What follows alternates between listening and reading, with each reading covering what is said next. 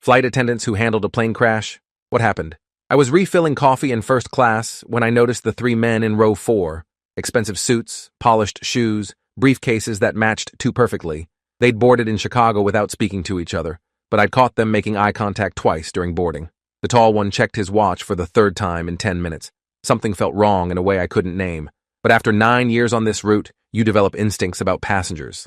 My co-worker Diana was doing beverage service and economy when she caught my eye and tilted her head toward row 4. She'd noticed too.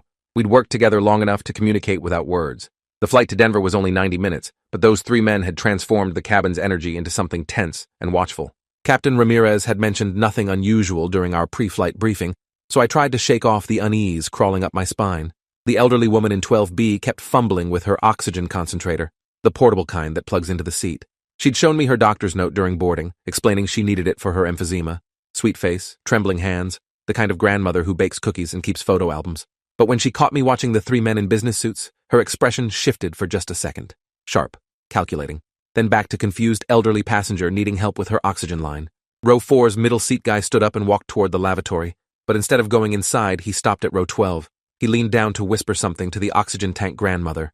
Her face went white. He showed her something in his palm, quick enough that I couldn't see what it was from my position near the galley, but her whole body went rigid. The tall one from the aisle seat joined him, and suddenly, both men were flanking this elderly woman like they were about to arrest her. That's when the third man pulled out a badge. FBI. He held it up for the whole cabin to see, and announced in a voice that cut through every conversation that everyone needed to remain calm and stay seated. My training kicked in immediately. Secure the cabin, maintain order, keep passengers from panicking. But my mind was racing because nothing about this scenario made sense. FBI agents don't just randomly arrest passengers mid-flight without coordinating with the crew first. The woman in 12B started laughing. Not the confused titter of an elderly lady, but this cold, calculated sound that made my skin crawl. She reached for her oxygen concentrator, and the FBI agent closest to her shouted for her to keep her hands visible. Diana had frozen in the aisle with a coffee pot still in her hand, her eyes wide as she watched the scene unfold. Other passengers were pulling out phones, trying to record, and I was moving down the aisle even though I had no idea what I was walking into. Agent Stevens, the tall one, turned to me and said, to get the captain immediately. His partner had the elderly woman's wrists, but she wasn't fighting. She was smiling. The oxygen concentrator sat on her tray table, and she said in a voice much clearer and younger than before that they had about 30 seconds to make a decision. That's when I saw the digital display on the side of the tank. Numbers counting down. 28, 27, 26. I hit the call button for the cockpit 3 times fast, our emergency signal, and Captain Ramirez's voice came through asking for status. I couldn't make my mouth work properly because I was staring at those numbers dropping and understanding what they meant. The elderly woman, who wasn't elderly at all, explained very calmly that the oxygen concentrator was actually packed with enough C4 to take out half the plane. The timer couldn't be stopped. She'd made sure of that. Agent Stevens was on his radio calling someone, his voice urgent but controlled. His partner had the woman's hands zip-tied behind her back, but she just kept smiling at the numbers. 17, 16, 15. Other passengers were screaming now. Someone tried to rush toward the emergency exit. Diana dropped the coffee pot and it shattered, sending hot liquid across 3 rows of seats. I grabbed the intercom and told everyone to brace, even though I had no idea if that would help against a bomb. Captain Ramirez came through the cabin door so fast he nearly knocked me over. He took one look at the timer, now at 11 seconds, and made a decision that I later learned saved 200,000 people on the ground. He told his co-pilot through his radio to initiate emergency descent, full rate, and to aim for the empty fields he'd spotted 15 miles northwest of Denver. We had maybe 90 seconds before impact if he pushed the plane past its structural limits. The descent started so violently that passengers who weren't buckled flew upward and hit the ceiling. Overhead, bins burst open. Luggage became projectiles. I grabbed a seat back and held on while the plane screamed downward at an angle that felt like we were pointed straight at the ground. The bomb timer hit 0. Nothing happened. The elderly woman's smile finally cracked. She started swearing, saying it should have detonated, that something was wrong with the trigger mechanism. Agent Stevens grabbed the oxygen tank and ran toward the rear lavatory like he could somehow contain the blast in that tiny space. His partner was shouting at him to stop, that he was going to die for nothing, but Stevens kept moving, and I watched him disappear into the bathroom and slam the door. 5 seconds later, the explosion ripped through the rear section of the plane. The sound was beyond anything I'd experienced. My eardrums felt like they'd burst. The cabin depressurized in an instant, and oxygen masks dropped while debris flew everywhere. The tail section was just gone. I could see sky where rows 28 through 34 used to be. The woman who'd brought the bomb was screaming that it wasn't supposed to go off yet, that the timer was wrong, that she'd been betrayed. Agent Stevens' partner had his gun out and pressed to her head, but she was laughing again through the blood pouring from her nose from the pressure change. She said they had no idea what they'd stopped, what plans were in motion, how many more of her were already embedded in the system. Captain Ramirez was somehow still flying the plane, even though we'd lost the tail section and half our hydraulics. The ground was rushing up at us at impossible speed. He was shouting instructions to his co-pilot about flaps and thrust and angle of descent, trying to turn a death plunge into something survivable. Diana had gotten thrown into the galley during the explosion and wasn't moving. I crawled toward her while the plane shook so violently my teeth rattled, pulling myself hand over hand using the seatbacks. We hit the ground at 220 miles per hour in a field that used to grow corn. The impact broke my arm in 3 places, shattered my collarbone, and sent me flying into the forward bulkhead. The sound of metal tearing and people screaming and the entire front of the plane crumpling inward is something that still wakes me up at night. But Captain Ramirez had somehow kept the nose up enough that the cockpit stayed mostly intact. The fuel tanks didn't explode. When the plane finally stopped sliding, we'd carved a trench a quarter-mile long through the field, but we'd stopped. I came to with blood in my mouth and Diana shaking my shoulder. The cabin was filled with smoke and the smell of burning plastic. Emergency slides were deploying, but the ones at the rear were useless since that section didn't exist anymore. Diana and I started pulling people toward the forward exits, checking for injuries, counting heads. 37 passengers in the front section were moving. Captain Ramirez emerged from the cockpit with blood streaming down his face from a head wound, immediately helping us evacuate. Agent Stevens was dead. His body was somewhere in the cornfield, scattered across 200 yards of crash site. His partner, Agent Lee, had survived the impact, but was unconscious with a piece of metal shrapnel embedded in his shoulder. The woman who'd brought the bomb had broken both legs in the crash and was pinned under a collapsed seat. She was still conscious, still talking about how we'd ruined everything, how detonating over the city was supposed to send a message that no one was safe. Fire trucks and ambulances arrived within 8 minutes, which felt like 8 hours. Paramedics swarmed the crash site, while firefighters sprayed foam on the smoking wreckage. I sat in the dirt while someone examined my arm and watched them pull survivors from the twisted metal. 43 passengers had been in the tail section when it separated. None of them survived. The woman with the bomb was extracted and immediately surrounded by more FBI agents who'd apparently been tracking this operation for months. The hospital in Denver became my home for the next week. Surgery to pin my arm, another surgery when the first pins didn't set right, endless interviews with federal investigators who wanted every detail about the 3 FBI agents and the elderly woman who wasn't. Diana was in the room next to mine with a fractured spine and internal bleeding. Captain Ramirez was being called a hero for saving the plane, but he just kept saying he'd killed 43 people in the tail section and couldn't sleep without seeing their faces. Agent Lee came to my hospital room on day 4, his arm in a sling and dark circles under his eyes that suggested he wasn't sleeping either. He explained that they'd been tracking the woman, real name Miriam Webb, for 6 months. She was part of a domestic terrorist cell planning coordinated attacks on major cities. The oxygen concentrator bomb was supposed to detonate directly over downtown Denver during rush hour, raining debris and bodies onto thousands of people below. Captain Ramirez's decision to crash in the field had saved somewhere between 200,000 and 300,000 lives on the ground. But the FBI didn't want anyone to know that part. Agent Lee told me this while staring at his shoes, his voice barely above a whisper. They were building a narrative about mechanical failure and pilot error. The bomb, the terrorist cell, the fact that FBI agents had been on board trying to stop an attack, all of it was being classified. He said if I spoke about what really happened, I could face federal charges for compromising an ongoing investigation. He handed me a non-disclosure agreement and left before I could ask any questions. The official report came out 3 weeks later while I was still in physical therapy, learning to use my arm again. Catastrophic tail structural failure due to manufacturing defect. Pilot error in emergency procedures. Tragic accident. The 43 people who died in the tail section were just unlucky to be seated in the wrong place. Agent Stevens' name wasn't mentioned. The FBI issued their own statement saying they'd lost a valued agent in a commercial airline accident. No further details provided. Diana called me the night the report was released, her voice shaking with rage. She'd received the same visit from Agent Lee, the same threats about federal charges, the same NDA. She wanted to go to the press, to tell everyone what really happened, to make sure Agent Stevens was remembered as a hero instead of being erased. I told her about my lawyer's advice, about how we'd spend years in federal prison if we violated the NDA, about how Miriam Webb's terrorist cell was still out there, and our testimony could compromise ongoing operations. The airline offered me a settlement, 6 figures, paid out over 5 years, in exchange for waiving all liability and agreeing not to discuss the details of the incident. My lawyer said to take it because we'd never win against both the airline and the federal government. Diana took her settlement too. Captain Ramirez refused his and went public with what he could remember about the FBI agents and the bomb, which wasn't much since he'd been in the cockpit for most of it. He was quietly discredited by anonymous sources who claimed he was suffering from PTSD and confabulation. I went back to work 6 months after the crash because I needed to prove I could still do this job.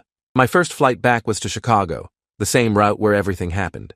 I made it through boarding and safety demonstration before having a panic attack in the galley. Diana found me hyperventilating into an air sickness bag and got me off the plane before passengers noticed. I tried 3 more times over the next month. Each time, I'd see elderly passengers with oxygen tanks or men in business suits checking their watches, and my body would shut down.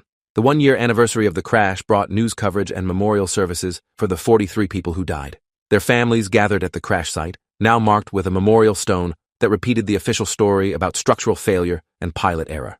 I attended but stayed in my car watching from a distance because I couldn't face the families knowing the truth, that their loved ones had died because a terrorist brought a bomb on board and the government decided that truth was too dangerous to acknowledge. Agent Lee showed up at my apartment that night. He looked worse than he had in the hospital, like he'd aged 5 years in 12 months. He said Agent Stevens had 3 kids and a wife who thought he died in a random accident, not trying to save hundreds of thousands of lives. He said the terrorist cell had been dismantled, but 7 members were still unaccounted for. He said Miriam Webb was in a federal supermax prison where she'd never see daylight again. He said he understood if I hated him for what the FBI had done to the narrative. I asked him why he was really there. He pulled out a folder and set it on my kitchen table. Inside were photos of Miriam Webb meeting with other people in various cities, flight attendant uniforms, TSA badges, airport security credentials. The terrorist cell had specifically targeted aviation industry workers for recruitment. Agent Lee said the FBI had stopped 12 potential attacks in the 18 months since our crash, all using similar tactics. He said going public would warn the remaining cell members that they'd been infiltrated and compromise ongoing operations. But he also said 3 FBI agents' families deserved to know the truth, even if it couldn't be public truth. He gave me addresses for Agent Stevens' widow and the families of the 2 agents who'd survived the crash, but died later in the official story. Stevens' widow was being told her husband died instantly in the impact. The reality was, he'd survived long enough in that bathroom to angle his body to absorb the blast and minimize damage to the cabin. The forensic evidence showed he'd tried to shield the bomb with his own body when he realized it was going to detonate. Diana and I drove to Virginia to meet Agent Stevens' widow, Catherine. She opened the door with a 5-year-old boy hiding behind her legs and an infant in her arms. We told her everything, even knowing it violated the NDA, even knowing we could face federal charges. She listened without interrupting while her son played with blocks on the floor and the baby slept. When we finished, she was quiet for a long time, and she asked if her husband had suffered. Diana lied and said it was instant. I couldn't speak at all. Catherine told us that 3 months after the crash, someone had delivered an envelope to her house with no return address. Inside was a letter from Agent Stevens, written before the flight, explaining he was working a dangerous operation, and if something happened, she should know he died doing what he believed in. He'd written similar letters before other operations, but she'd never had to open one until that day. She'd thought it was just standard government death notification protocols. Now she understood he'd known this particular operation might kill him. We spent 4 hours with Catherine, telling her every detail about how her husband moved through that cabin, how he'd made the choice to run toward danger instead of away from it, how Captain Ramirez said the explosion would have destroyed the entire plane if Agent Stevens hadn't contained even part of it in the bathroom. She cried. We cried. The 5-year-old asked why everyone was sad, and we had no way to explain it to him. When we left, Catherine said she was grateful to know the truth, but wouldn't go public because it wouldn't bring him back and might endanger others. The nightmares got worse after visiting Catherine. I'd dream about elderly women with bombs and oxygen tanks sitting in every seat. I'd dream about the timer counting down and not being able to move or speak to warn anyone. I'd dream about Agent Stevens running toward the bathroom and me trying to stop him, knowing what was about to happen. My therapist said it was survivor's guilt mixed with moral injury from being forced to lie about what happened. She prescribed medication that made me feel numb but didn't stop the dreams. Diana quit flying entirely and moved to Montana to work at her sister's bakery. She called me every Sunday, and we'd talk about anything except the crash until one of us inevitably brought it up anyway. She'd heard that Captain Ramirez had lost his pilot's license after failing a psychological evaluation. He'd told the evaluator too much about the FBI agents and the bomb, and they'd determined he was unfit to fly commercial aircraft. Last she heard, he was flying cargo planes in Alaska as far from commercial aviation as he could get while still staying in the air. I kept flying because I didn't know how to be anything else. Each flight was its own battle against panic and hypervigilance. I watched every passenger board, memorized faces, looked for patterns in behavior that might signal danger. Other flight attendants noticed and started requesting not to work with families noticed and started requesting not to work with me, saying I made passengers uncomfortable with how intensely I watched them. My supervisor called me in for a meeting about concerning behavior and suggested I consider a leave of absence. I took the leave. 3 months that stretched into 6, because every time I thought about going back, my hands would start shaking, and I'd feel the plane dropping out from under me again. My therapist suggested EMDR therapy for the PTSD, sessions where I had to relive the crash while following her finger back and forth with my eyes. It was supposed to help my brain reprocess the trauma. Instead, it just made the nightmares more vivid and added new details I'd somehow blocked out, like the smell of burning hair and the sound a human body makes when it hits metal at high speed. The airline's occupational health department started pushing me toward medical retirement. I was 34 years old with 9 years of service, nowhere near retirement age, but they framed it as being in my best interest. The settlement money was running out. My arm had healed, but left me with limited range of motion that made it harder to do the physical aspects of the job. I was becoming a liability they wanted to manage out of existence. I hired a union representative who told me I had a case for discrimination based on work-related injury, but fighting would mean years of legal battles and reliving everything in depositions. Agent Lee kept appearing in my life like a ghost. He'd show up at my apartment with updates about the investigation that I wasn't supposed to know. The terrorist cell had been larger than initially thought. 23 members across 7 states, all planning coordinated attacks on commercial aviation. Merriam-Webb was talking now, giving up names and locations in exchange for avoiding the death penalty. Each piece of information made me feel worse instead of better, because it meant the threat had been even bigger than we'd known, and we'd only stopped one small part of it. The second round of arrests happened 18 months after the crash.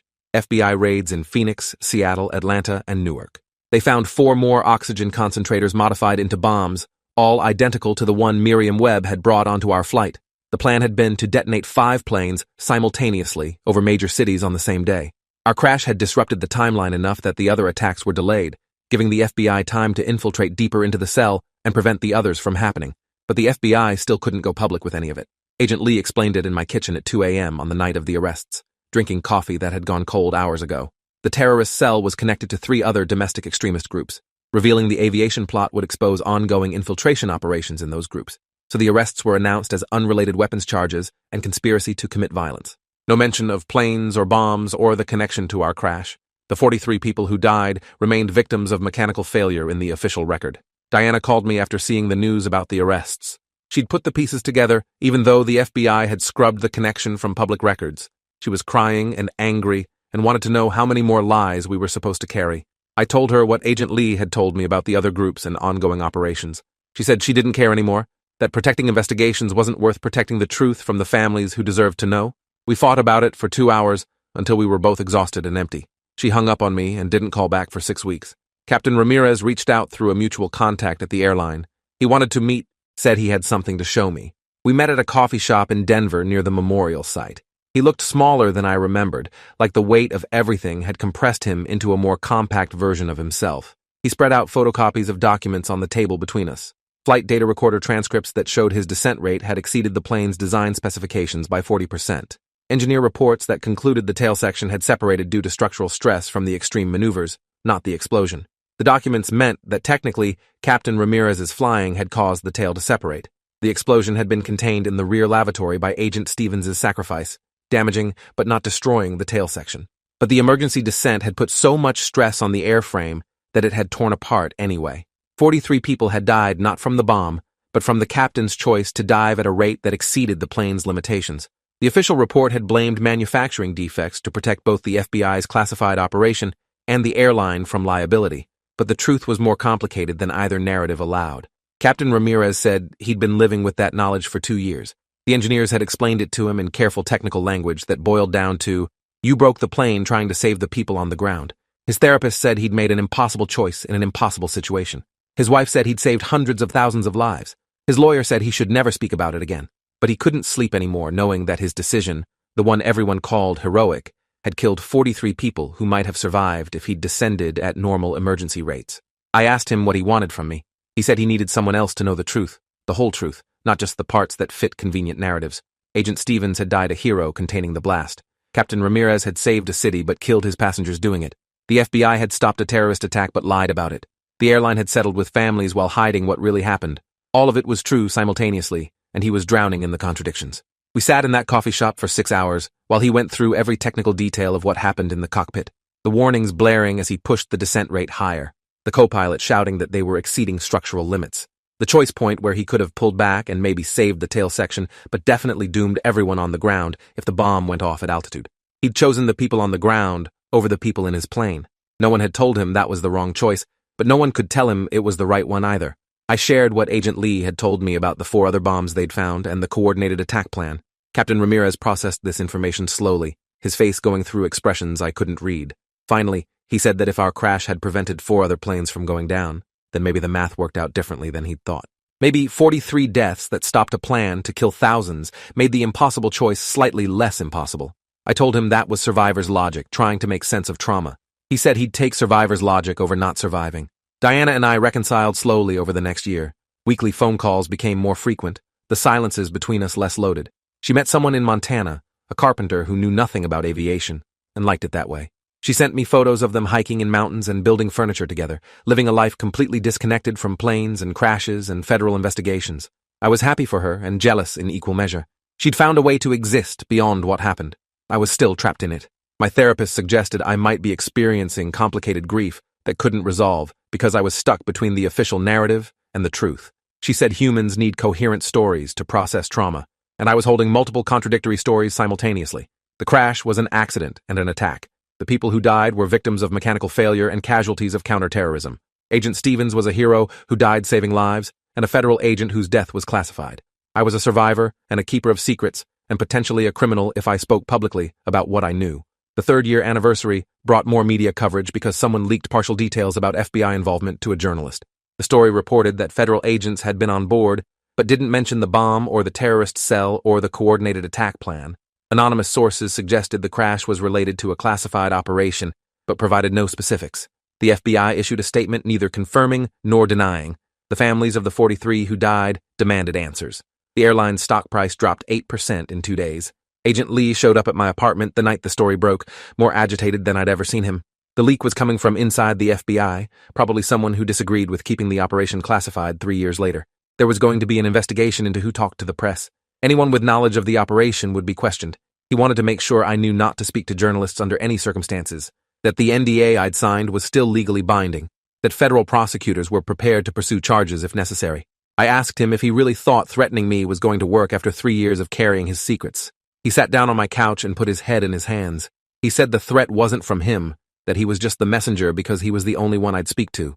He said his career was on the line for how he'd handled the aftermath, for giving me information about the investigation, for helping me visit Catherine. If it came out that he'd violated protocol by keeping survivors informed, he'd lose his badge and possibly face charges himself. We sat in my apartment for hours while he explained the impossible position everyone was in. The families deserved the truth, but releasing it would compromise ongoing operations. The survivors deserved recognition, but acknowledging what happened would reveal classified methods. Agent Stevens deserved to be remembered as a hero, but his sacrifice was buried under layers of national security. The terrorist cell was mostly dismantled, but 7 members were still unaccounted for, and any publicity might drive them deeper underground. I told him I was tired of carrying other people's impossible choices. He said that was what it meant to survive something like this. You carried it because you didn't die when others did, and the weight was the price of breathing. I told him that was a terrible philosophy of survival. He said it was the only one that let him get out of bed in the morning.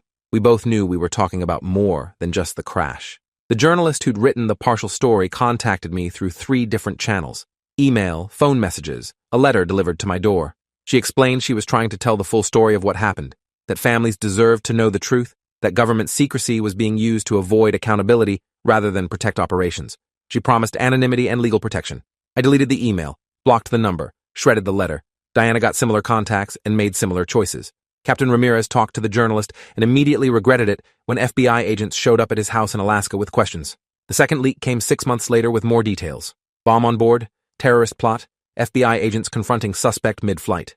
Still no mention of Miriam Webb's name or the coordinated nature of the attack, but enough information that the public narrative started shifting. The crash wasn't purely accidental. There had been a security threat. People started asking why they'd been lied to for years. The airline's stock dropped again. Lawsuits that had been settled were reopened. Congress announced hearings. Agent Lee stopped coming by after the second leak. I heard through back channels that he'd been reassigned to a desk job reviewing case files in a windowless office in D.C., effectively sidelined from field operations. The punishment for being too close to survivors, too willing to give information, too human in his handling of the aftermath. Catherine sent me a card saying federal agents had questioned her about who'd told her the truth about her husband's death. She'd refused to answer, citing widow's grief and emotional distress. They'd backed off, but made it clear they'd be watching. Diana called me at 3 a.m. on the anniversary of our visit to Catherine's house. She'd been having nightmares again, dreaming about Agent Stevens running toward the bathroom and us trying to stop him, but our voices not working. In the dream, we knew what was going to happen, but couldn't warn anyone. She said it felt like how the whole situation felt when we were awake, knowing the truth but unable to speak it, without destroying ourselves legally and potentially endangering ongoing operations.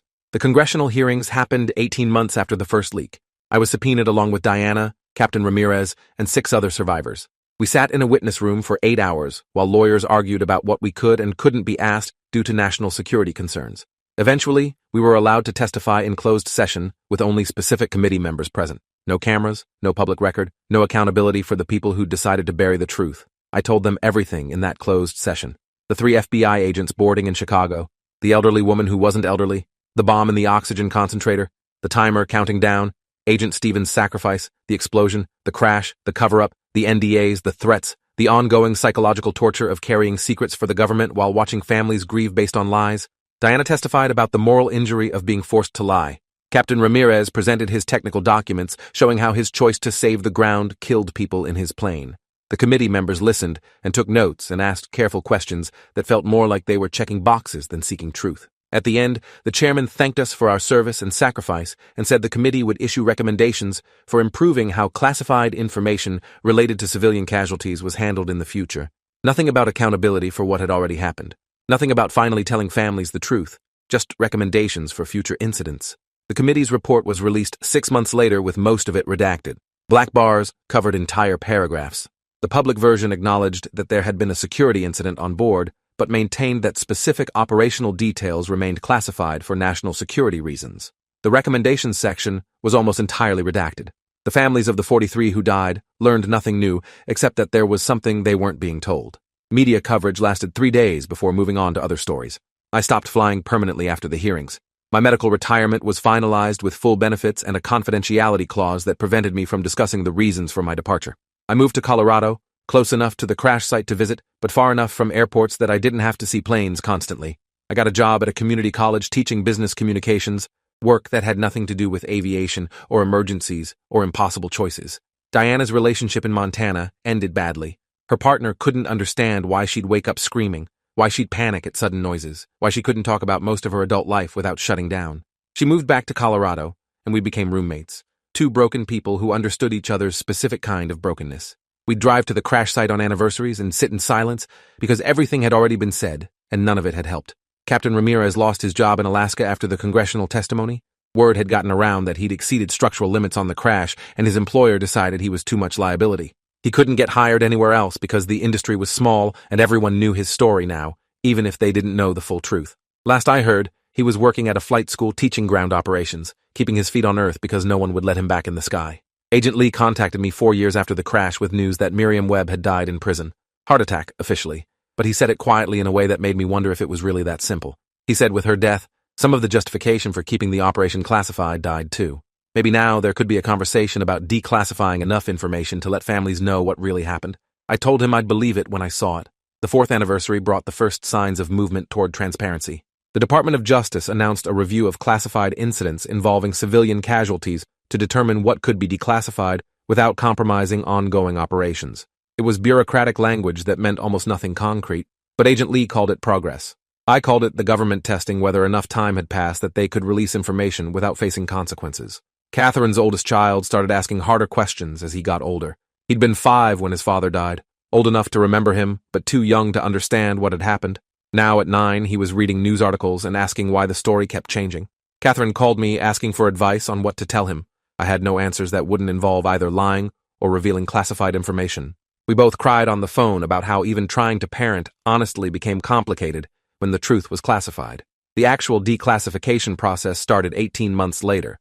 A committee reviewed the case and determined that enough time had passed and enough of the terrorist cell had been neutralized that some information could be released.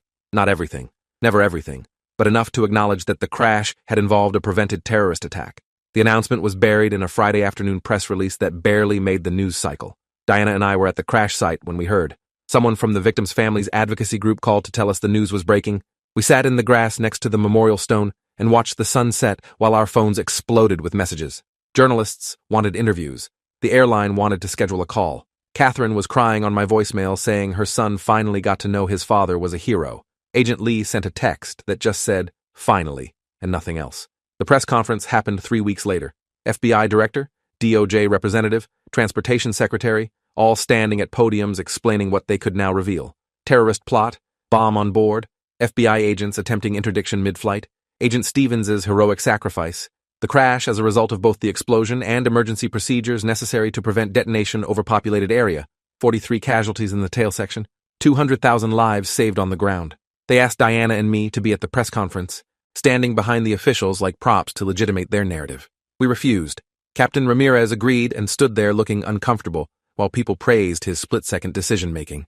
I watched it on TV from my living room and felt nothing except tired. They were finally telling a version of the truth, but it came so late and incomplete that it felt like just another lie with better publicity. The families of the 43 received official letters acknowledging that their loved ones had died as a result of a terrorist attack, not mechanical failure. Some felt vindicated that the truth was finally acknowledged. Others were angry about the years of lies. 3 families filed new lawsuits despite the previous settlements, arguing that they'd been induced to settle based on fraudulent information. The airline's legal team prepared for years of litigation. Agent Stevens was posthumously awarded the FBI's Medal of Valor in a ceremony that Catherine attended with her children.